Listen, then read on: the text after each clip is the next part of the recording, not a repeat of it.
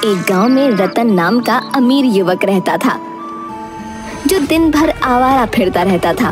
एक दिन उसका भाई बिरजू उससे बोला, ये तुमने आए दिन क्या नाटक बना रखा है रतन? मैं कुछ समझा नहीं भैया। रतन, तुम पूरे 21 वर्ष के हो चुके हो। हमारा इतना बड़ा अनाज का व्यापार है, आखिर तुम मेरे साथ गोदाम में क्यों नहीं बैठते? भैया, ये मेरे खेलने कूदने की उम्र है, मेरा अभी काम करने का बिल्कुल भी मन नहीं है। रतन, माँ और पिताजी के जाने के बाद तुम ही मेरी जिम्मेवारी हो। मैं नहीं चाहता कि तुम दिन भर ऐसे ही आवारागर्दी करते रहो। कल को मुझे तुम्हारा विवाह भी करना है। सीधे सीधे क्यों नहीं कहते भैया कि माँ और पिताजी के जाने के बाद मैं आपको बोझ लगने लगा हूँ? रतन की बात सुनकर बिरजू क्रोधित होकर बोला, अपनी जुबान को लगाम दो रतन। तुम अपने बड़ों से बात करने की बिल्कुल तमीज भूल गए हो। रतन बिरजू की बात को नजरअंदाज करके क्रोधित होकर घर से बाहर निकल गया। तभी बिरजू की पत्नी आरती आकर बिरजू से बोली, रतन अब जवान हो चुका है, आपका उसे इस तरह डांटना शोभा नहीं देता। सुना तुमने आरती, उसने क्या कहा? मैं उसे बहुत समझता हूँ। आप चिंता मत कीजिए, धीरे धीरे वो सब समझ जाएगा। इधर रतन गांव में फिर से आवारागर्दी करने लगा। तभी उसकी नजर मुखिया की बेटी झुमरी पर पड़ी। रतन उसके पास जाकर बोला, मैं तुमसे काफी दिनों से बात करना चाह रहा था झुमरी। देखो रतन, मैं तुमसे तंग आ चुकी हूँ। तुम गांव में मुझसे इस तरह की बातें करते हो और गांव वाले मेरे और तुम्हारे बीच को लेकर कुछ और ही समझते हैं। उन्हें जो समझना है समझने दो। जल्दी बोलो, क्या बात करनी है? झुमरी, मैं तुमसे प्रेम करता हूँ और तुमसे विवाह करना चाहता हूँ। रतन की बात सुनकर झुमरी का गुस्सा 7वें आसमान पर पहुँच गया। मेरे पिता इस गांव के मुखिया हैं रतन, और वो मुझे कॉलेज सिर्फ इस वजह से पढ़ने भेजते हैं कि उन्हें मुझ पर भरोसा है। मैं उनके विश्वास को नहीं तोड़ सकती। आइंदा अगर मेरे पीछे आए ना और मुझसे बात करने की कोशिश की तो मैं तुम्हारी शिकायत अपने पिताजी से कर दूंगी। तुम्हें जिससे शिकायत करनी है तुम कर सकती हो। अगर तुम्हारे पिताजी गांव के मुखिया हैं तो मैं भी कोई कम अमीर नहीं हूँ। तुम्हारे पिताजी जैसों को खरीद सकता हूँ मैं। इतना कहकर रतन वहाँ से चला गया।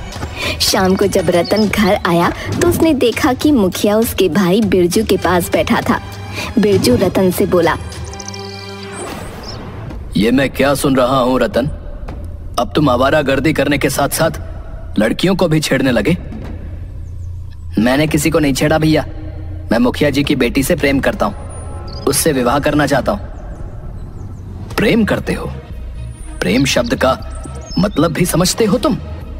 तभी मुखिया बिरजू की ओर देखकर बोला, बिरजू, मेरा ख्याल है मेरे जाने के बाद तुम रतन को समझा देना।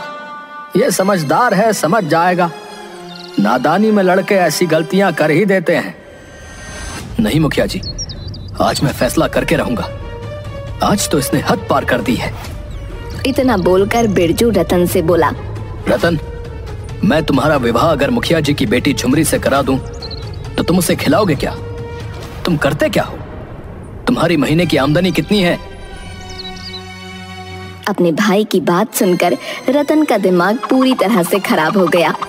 भैया, मत भूलिए कि पिताजी ने अपने जीवन में बहुत सारा धन और संपत्ति बनाई है। उसमें से आधा हिस्सा मेरा भी है। जानता हूं, लेकिन तुम्हारे जैसे नौजवान को जब पिता की संपत्ति और दौलत मिलती है ना, तो वो उसे मिटाने में ज्यादा दिन नहीं लगाते। क्योंकि तुम लोगों की बस यही समस्या है कि तुम मेहनत नहीं करना चाहते। आप क्या कहना चाहते हैं भैया? यही कि अगर पिताजी अपनी संपत्ति तुम्हारे नाम ना करते तो तुम भीख मांगने के लिए एक कटोरा भी नहीं खरीद पाते। पिताजी की संपत्ति की हक की बात करने से पहले एक बार ये तो सोच लेते कि पिताजी के काम में तुमने कितना हाथ बटाया है। बिरजू की बात सुनकर रतन क्रोधित होकर बोला, अगर ऐसी बात है तो मुझे पिताजी की संपत्ति भी नहीं चाहिए, नहीं मुझे ये घर चाहिए। मैं घर छोड़कर जा रहा हूँ। अब रतन, मेरी बात सुनो रतन। मुझे कुछ नहीं सुनना मुखिया जी। मेरे घर के मैटर में आप ना ही पड़े तो अच्छा है। इतना बोलकर रतन क्रोधित होकर वहां से चला गया। आरती बिरजू से बोली, ये आपने सही नहीं किया। आपको रतन से इतना कठोर रवैया नहीं अपनाना चाहिए था। नहीं आरती, अगर आज मैं कठोर रवैया नहीं अपनाता तो रतन के हौसले और बुलंद हो जाते। जो भाई अपने छोटे भाई को डांटते नहीं, वो अपने भाई के सबसे बड़े दुश्मन होते हैं। रतन क्रोधित होकर अपने गांव की सीमा से बहुत दूर एक दूसरे गांव की ओर चला गया। उसके पास खाने तक के पैसे नहीं थे। रतन भूखा प्यासा थक हार कर एक गांव की सीमा पर बनी झोपड़ी के सामने बैठकर रोने लगा। आज अगर मेरे पिताजी और माँ जीवित होती तो क्या भैया मेरे साथ ऐसा व्यवहार करते? मेरा इस दुनिया में कोई नहीं है। रतन नहीं जानता था कि झोपड़ी के अंदर कन्हैया नाम का उसका ही हम उम्र युवक रहता था। कन्हैया उस झोपड़ी के बाहर निकलकर बोला, कौन हो तुम और मेरी झोपड़ी के बाहर तुम रो क्यों रहे हो? मेरा नाम रतन है। अगर तुम्हें अपनी झोपड़ी के सामने रोने से ऐतराज है तो मैं कहीं और जाकर रो लेता हूँ। मेरा नाम कन्हैया है। लगता है दोस्त घर से काफी नाराज होकर आए हो और अंदर से काफी उदास भी हो और शक्ल से काफी भूखे भी लगते हो। मैंने सुबह से कुछ नहीं खाया और मेरे पास पैसे भी नहीं है, तो चलो मेरे साथ, मैं तुम्हें खाना खिलाता हूँ। रतन उसकी झोपड़ी की तरफ देखने लगा। मेरी झोपड़ी की ओर मत देखो, मैं तुम्हें यहाँ के अच्छे ढाबे पर खाना खिलाऊंगा। लेकिन तुम मुझे खाना क्यों खिलाना चाहते हो? मैं तो तुम्हें जानता भी नहीं। मेरा और तुम्हारा रिश्ता क्या है? दोस्ती? दोस्ती का, इंसानियत का, और इससे बड़ा दुनिया में कोई रिश्ता नहीं होता दोस्त। कन्हैया की आंखों में अपनापन देखकर रतन मुस्कुराते हुए बोला, ठीक है। कन्हैया रतन को ढाबे पर ले गया। रतन ने पेट भर खाना खाया। खाना खाने के बाद वो रतन के साथ झोपड़ी में बैठा हुआ था। तुम करते क्या हो कन्हैया? कुछ नहीं दोस्त, कुछ भी छोटा मोटा काम मिल जाए कर लेता हूँ। छोटा मोटा काम? अब कहीं तुम चोरी वगैरह तो नहीं करते? अरे नहीं नहीं, छोटा मोटा काम से मतलब है छोटी मोटी मजदूरी। अपनी झोपड़ी को देखकर ये तो तुम समझ ही गए होगे कि ये झोपड़ी एक गरीब की झोपड़ी है।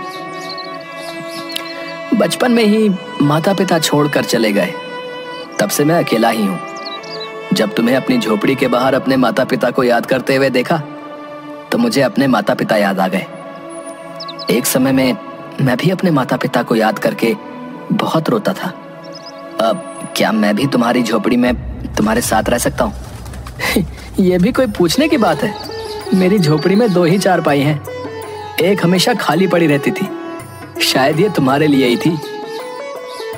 रतन कन्हैया से बात करते करते ही सो गया।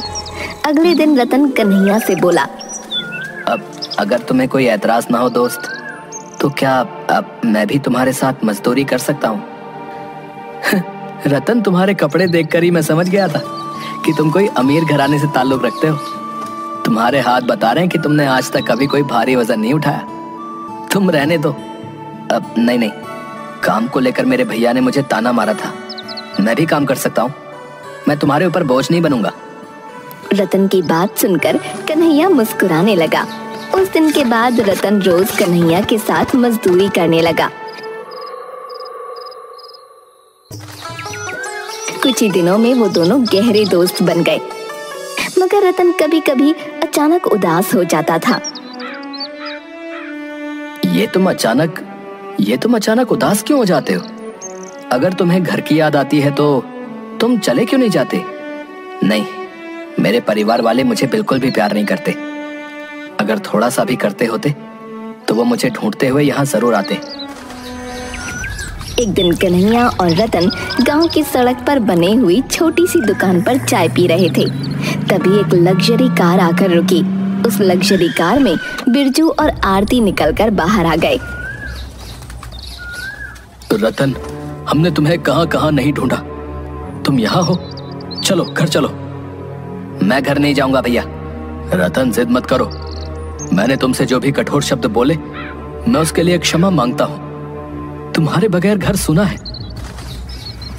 रतन, अपने भैया को नहीं तो कम से कम अपनी भाभी की बात तो मान सकते हो। मैं तुम्हारी माँ समान हूँ। आज मुझे पूरा विश्वास था कि तुम जरूर मिलोगे। चलो घर चलो, मैं तुम्हारी पसंद के सारे व्यंजन बनाऊंगी और तुम्हारा विवाह झुमरी से करा दूंगी। अपनी भाभी की बात सुनकर रतन मुस्कुरा दिया और बगैर कन्हैया से मिले कार में बैठकर चला गया। रतन को इस तरह जाता देख कन्हैया को अंदर से बहुत बुरा लगा। कन्हैया मुस्कुराते हुए अपने आप से बोला, वाह रे दोस्त, एक बार मिलकर ही चले जाते। चलो कोई बात नहीं, तुम मिलकर नहीं गए तो क्या हुआ, लेकिन मैं तुमसे मिलने तुम्हारे घर पर जरूर आऊंगा।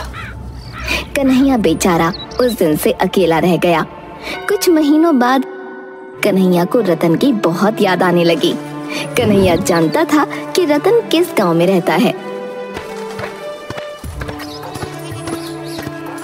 कन्हैया रतन के घर पहुंचा। इतने सुंदर घर को बाहर से देखकर ही कन्हैया की आंखें फटी रह गईं। तभी उसकी नजर रतन पर पड़ी। रतन कन्हैया को देखकर बिल्कुल भी खुश नहीं हुआ। कैसे हो मेरे दोस्त? तुम तो मुझसे मिलकर भी नहीं गए। और दोस्त, मुझे नहीं पता था कि तुम्हारा घर इतना सुंदर होगा। जब तुम्हारा घर बाहर से इतना सुंदर दिखता है तो अंदर से तो और ज्यादा सुंदर होगा।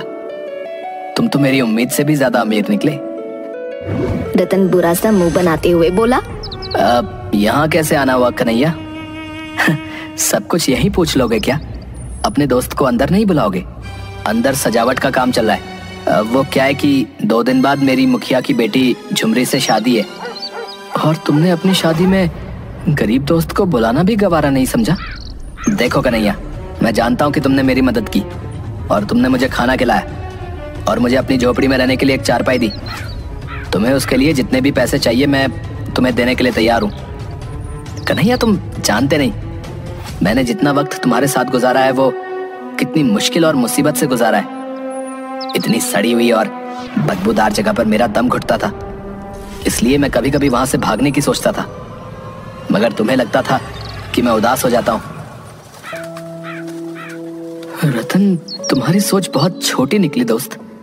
मैंने तुम्हें सच्चे दिल से अपना दोस्त माना था, इसीलिए तुम्हारी मदद की थी। कन्हैया, तुम में और मुझ में जमीन आसमान का फासला है। एक अमीर और एक गरीब दोस्त नहीं हो सकते। मैं नहीं चाहता तुम्हें यहाँ पर कोई और देखे जिससे मेरी बेइज्जती हो जाए, इसलिए तुम शांति से यहाँ से चले जाओ। रतन की बात सुनकर कन्हैया उदास हो गया और उदासी से मुस्कुराता हुआ बगैर कुछ कहे वहां से चला गया। कुछ महीनों बाद कन्हैया अपने गांव के एक रोड पर खड़ा था कि तभी एक कार तेजी से आकर एक पेड़ से टकरा गई। कन्हैया वहां खड़े लोगों से बोला, अरे देखो, वो कार एक पेड़ से टकरा गई। कन्हैया सहित सभी लोग वहां चले गए। कन्हैया कार के अंदर बैठे लोगों को देखकर बोला, अरे ये तो रतन है और लगता है ये इसकी पत्नी है। एक व्यक्ति कन्हैया से बोला, क्या तुम इसे जानते हो? हाँ जानता हूँ, और मैं ये भी जानता हूँ कि ये कहाँ रहता है। अब ये दोनों तो बुरी तरह से जख्मी हैं। इन दोनों को तुरंत अस्पताल में एडमिट कराना होगा। भैया सही कहते हो, एक काम करो, जल्दी से कार से इन दोनों को निकालो। कन्हैया ने उस व्यक्ति की मदद से उन दोनों को अस्पताल में एडमिट कर दिया। उस व्यक्ति ने कन्हैया की मदद से रतन के परिवार वालों को वहां पर बुला लिया। बिरजू दौड़ता हुआ वहां आ गया और डॉक्टर से बोला, अब मेरे भाई की तबीयत कैसी है और उसकी पत्नी झुमरी कैसी है? देखिए, उनकी पत्नी को तो ज्यादा चोट नहीं है, लेकिन आपके भाई की हालत ठीक नहीं है। क्या कहना चाहते हैं आप? आपके भाई का खून बहुत ज्यादा बह गया है।